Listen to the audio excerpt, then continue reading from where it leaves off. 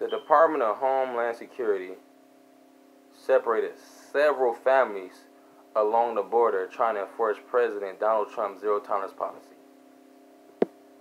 Many of the parents were separated from their children. Hundreds of minors were detained longer than they were legally supposed to be. Under federal law, children are only supposed to be detained for no longer than 72 hours before they are transferred to the Department of Health and Human Services.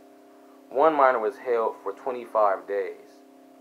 Border Patrol also failed to give minors that were too young to speak identification, such as wrist bracelets or any other identifying items, to make sure they would be accounted for during the process. Previously, before the policy, most undocumented immigrants caught crossing the border were placed into civil deportation proceedings, often released into the U.S. in order to appear before an immigration judge.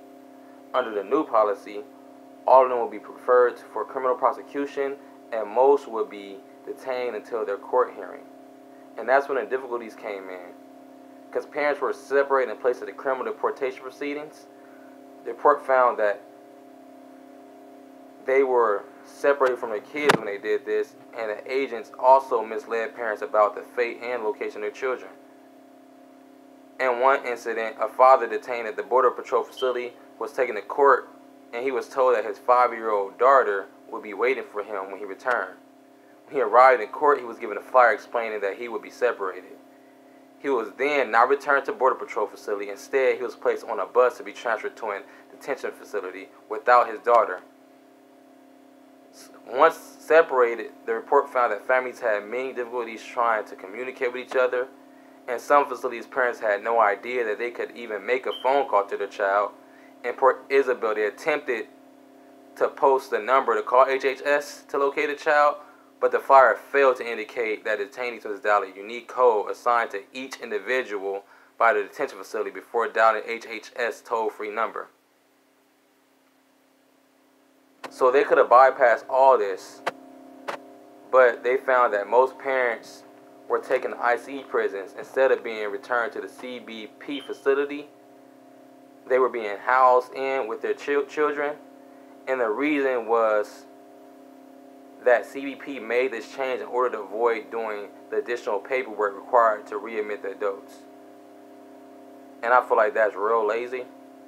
Like, that would have bypassed all this. Parents would have been with their children while they wait to go to court if they just would have transported them back to the place where they got them from with their children. I don't understand why you would want to separate the children from their parents.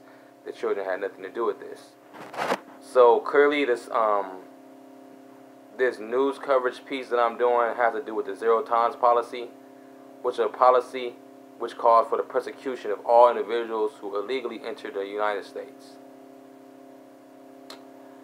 In this story, there were some strengths and weaknesses while they were enforcing this policy. The strengths is if they enforce a policy like that, it should prevent people from wanting to cross the border because don't nobody want to face persecution. But that's just one strength, but it has many weaknesses. So the weakness to that is if you're in a place where there's no resources and there's no way you can live like a good life, there's no way you can live your best life without going back and forth with these people,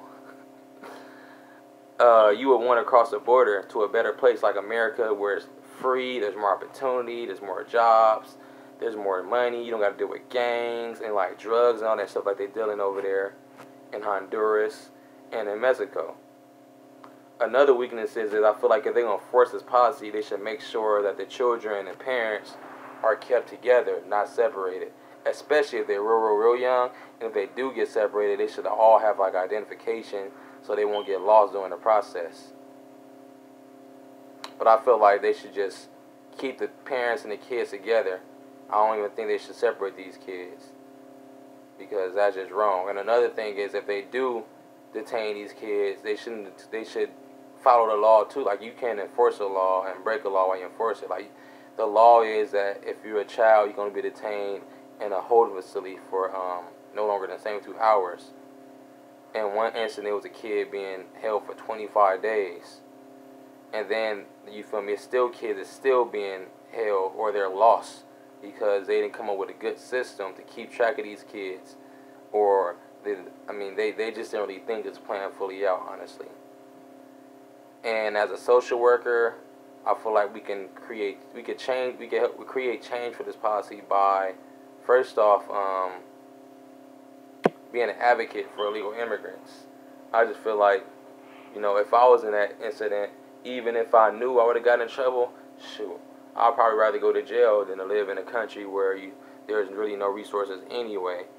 But I wouldn't want to do it at the price of losing my child. So I just feel like they should just change that policy altogether and just come up with a better way, just to make sure that people are coming over for the right reason. I feel like if you're coming over here to get a better life, that you should be able to enter into America, but not illegally. They should just make it easier for you to attain immigrant status, and just make sure you're not coming over here for to do terrorist attacks, or you're not trying to bring drugs. Make sure you're not coming over here to promote gang violence. As long as you come over here for a good reason, I feel like you should be able to have that option. And that's my policy video.